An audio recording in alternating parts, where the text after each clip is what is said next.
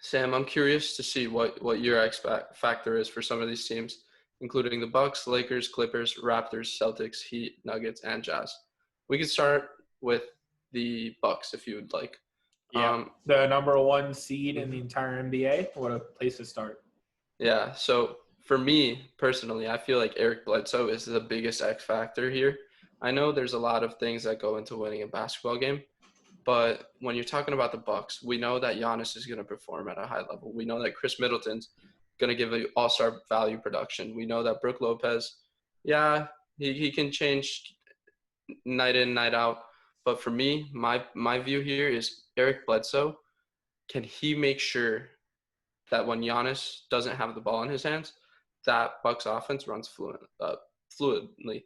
Because if not, they're going to have stagnant points in the game where there's not going to be offensive production. But if Eric Bledsoe can keep the pace going, keep Mike Budenholzer's offense going, I just feel like they're going to play really, really well if Eric Bledsoe does well. And I'm pretty sure they're close to securing that number one seed already. Yeah, man. So I think that's an interesting way of looking at things. The way I see it is that Eric Bledsoe pretty much fills the same role that Giannis does, just in a much smaller frame. He's one of the primary ball handlers on that team. He, like you said, he does make sure the offense runs smoothly, but when he's not on his game, they have an MVP on their team that pretty much covers that role for them. My pick for the X Factor is Brook Lopez.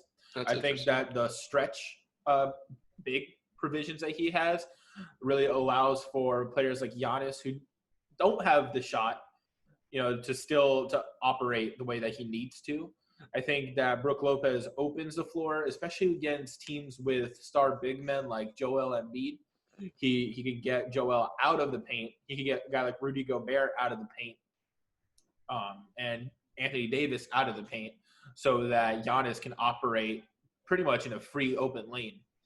Brook Lopez needs to knock down those shots, and there's a good chance that he's going to be the guy at the end of the game that gets the shot because Yeah, I feel like if a lot of the defense is focused on Giannis towards the end, it's about if Giannis can pass the ball to one of his shooters that can make the big play instead of him. yeah, and That's Chris Middleton's going to get D'd up because the teams know about Chris Middleton. They know they'll let him get the ball, so that's it's likely going to be Brook Lopez that's sitting in the corner wide That's open. also why I was saying Eric Bledsoe, because I feel Eric Bledsoe, if the ball isn't in Giannis' hands and they're managing the offense, I feel it's going to be in Bledsoe's hands because he is really, really good at what he does. He can run the ball up and down the floor. He can find the open man.